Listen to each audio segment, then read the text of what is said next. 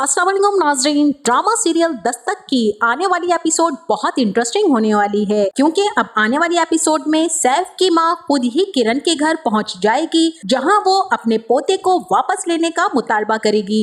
इसी के साथ फिरोज अब अनीका पर क्यों बरसने वाला है और किस बात की उसे टेंशन है, और अब मोइज भी किरण को शानी के हवाले से क्या समझाने वाला है, तो ये बताएंगे हम आपको आज के इस वीडियो में। इससे पहले अगर आपने हमारा चैनल अभी तक सब्सक्राइब नहीं किया है तो बहुत शुक्रिया के साथ पहले चैनल को सब्सक्राइब कर लीजिए। जैसा कि सैफ के दिल दिमाग पर तो शानी सवार होकर रह गया है और उससे ये कतई तौर पर बर्दाश्त नहीं हो रहा था कि शानी किसी गैर को बाप कहे और उससे अपनी ख्वाहिशात का मुतालबा करे। सैफ को दिन रात एक पल चैन नहीं आ रहा था। अब वो शानी के स्कूल जाकर उससे मिलने की कोशिश करता है जहां उसे चौकीदार मना कर देता है कि आप इस बच्चे से नहीं मिल सकते क्योंकि इस बारे में प्रिंसिपल की तरफ से और खुद उसकी मां की तरफ से सख्त ऑर्डर्स हैं, आप प्लीज चले जाएं। अब सैफ ऑफ टाइमिंग में मोइज का पीछा करता है और शानी के बारे में मोइज से बात करने की ठान लेता है।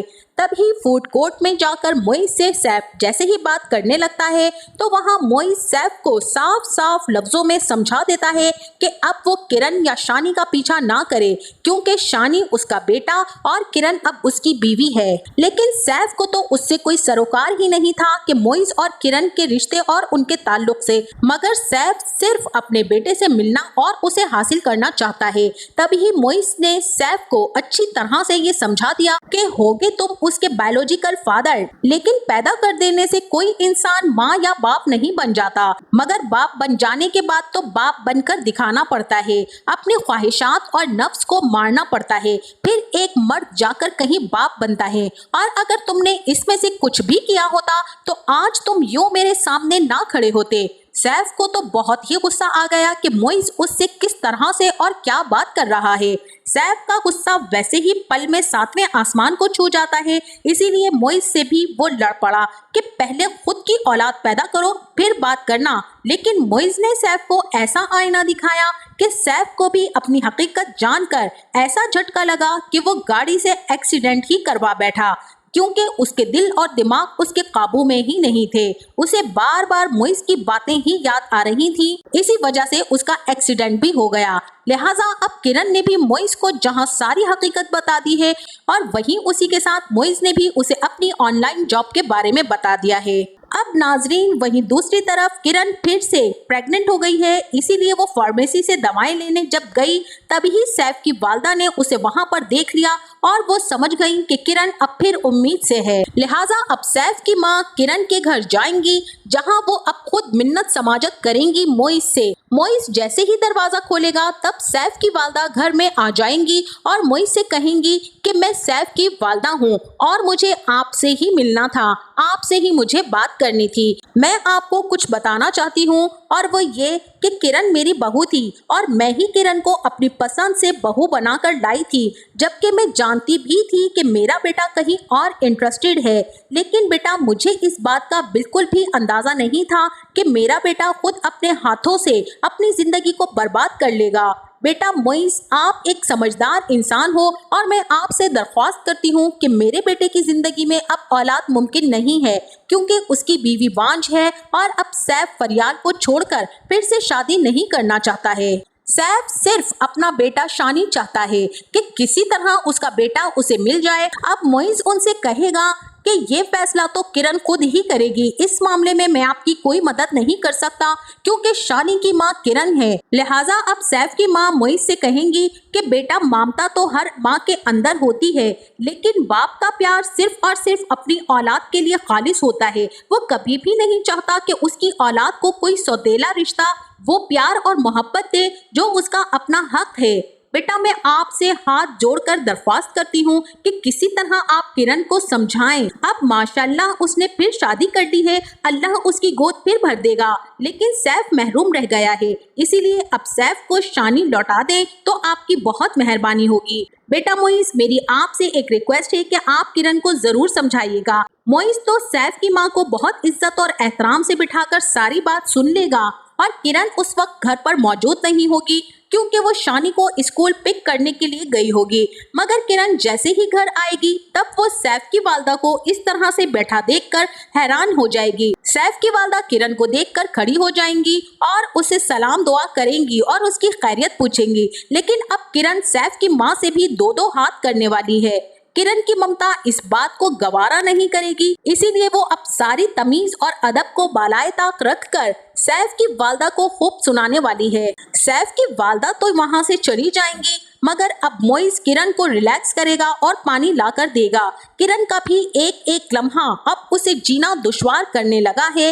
हर लम्हा खौफ और डर से वो अंदर ही अंदर खौफजदा रहने लगी है। अब इसी के साथ वहीं दूसरी तरफ किरण जब मोइज को ये खुशखबरी सुनाएगी कि वो प्रेग्नेंट है तो मोइज तो जैसे बिल्कुल दीवाना ही हो जाएगा।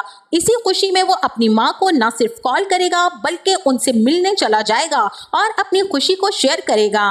और नाजरीन, जब ये बात फिरोज को पता चलेगी तब वो अनीका से कहेगा कि देख लिया उस लड़की का चालाकपन, वो इस हद तक चली गई। अब एक गैर बच्चे को मोइज सीने से लगाए फिर रहा है, सारा जमाना मुझसे पूछता है और बातें बनाता है। मैं थक गया हूँ लोगों को कन्वेंस कर करके, अब मुझसे ये सब कुछ बर्दाश्त नहीं होता है। और अब देखो अनीका, उस लड़की की चालबाजियां कि किस तरह से उसने शौहर को काबू करने के लिए औलाद की जंजीर मोइज के पैरों में डाल दी है। लेकिन यहाँ पर अनीका भी कहेंगी कि औलाद कोई जंजीर नहीं होती है, हम खुद उसे जंजीर समझते हैं।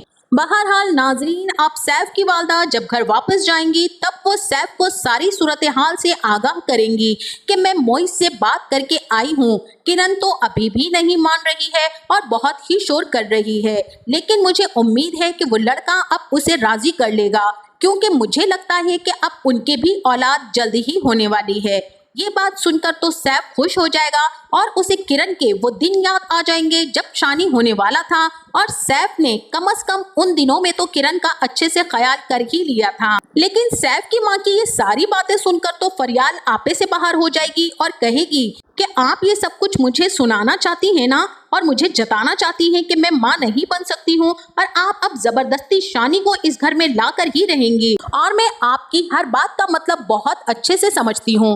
अब सैफ भी फरियाल की चिक चिक सुनकर कहेगा कि बस कर दो फरियाल, तुम हमेशा नेगेटिव ही सोचती हो। और अब वहीं दूसरी तरफ मोइज किरण को समझाएगा कि देखो किरण, अल्लाह ने हमें औलाद की खुशखबरी से नवाजा है, शानी भी हमारा बेटा है, और जरा सोचो कि अगर हम अपने बच्चों के साथ हंसी खुशी जिंदगी गुजारेंगे और जो इस खुशी से महरूम हैं तो वो कैसे इस खुशी के लिए दिन रात तड़पते हैं। सैफ अब क्यों तुम्हारे पीछे पड़ गया है शानी को हासिल करने के लिए? इसलिए कि किरण अब तुम शादी कर चुकी हो और तुम्हें फिर से औलाद हो जाएगी। सैफ को शायद तुम्हारे साथ किए गए सुलूक की सजा मिल चुकी है और वो भी अपने बेटे की खुशी देखना चाहता है, उसे प्यार करना, उसके साथ वक्त गुजारना चाहता है। अगर तुम मुनासिब समझो तो मेरा मशवरा ये है कि तुम शानी को सैफ से मिलने की इजाजत दे दो और इस मुआहिदे के साथ कि वो वक्त मुकर्ररा पर शानी को वापस छोड़ जाएगा। शानी रहेगा तो हमारे साथ ही, मगर कभी ना कभी शानी को सारी हकीकत का इल्म हो ही जाएगा। बड़े होकर वो अपने सगे बाप का सवाल करेगा तो क्या कहोगी कि उसके बाप ने पलटकर पूछा ही नहीं? तो किरण, क्या तुम खुद से मुतमईन रहोगी? ये सब कहकर अब अच्छे से सोचो और समझो, इससे पहले कि अदालत के चक्कर में वो पड़े और हमें भी घसीटें। तुम अपने काम में इस कदर बिजी रहती हो, कहाँ से इतना वक्त निकाल पाओगी कि अदालतों के चक्कर लगा पाओ? सैफ उसका बाप है और उससे सिर्फ मिलना चाहता है तो उसे मिलने दो, बाकी हम शानी का ख्याल खुद रखेंगे ना। लेकिन यहाँ पर तो किरण मोइज की इन तमाम की तमाम बातों के जवाब में भड़क जाएगी और कहेगी कि मोइज, मैं दिन रात जागी हूँ शानी के साथ, उसके रोने पर मैं रोई हूँ और उसके हंसने पर मैं हंसी हूँ, मेरे जिस्म का और मेरे वजूद का हिस्सा है वो। मोइज, मैं तुम्हारी सब बातें समझकर भी कभी नहीं समझ पाऊंगी, क्योंकि मैं एक माँ हूँ। सर गरम से मैंने उसे बचाया है, बीमारी तंदुरुस्ती हर तरह से मैंने उसे संभाला है। मैं कभी भी अपना बेटा शानी सैफ के हवाले नहीं करूंगी। अब यहाँ पर तो मुझे ऐसा ही लगता है कि किरण कुछ दिनों में ही मोइज की बातों को समझ जाएगी और किरण की माँ सादिया बेगम भी उसे आकर समझाएंगी कि किरण, सैफ को शानी लौटा दो, उसकी औलाद नहीं है, तुम ये उस पर एक एहसान करके अपना मकाम ऊंचा कर लोगी।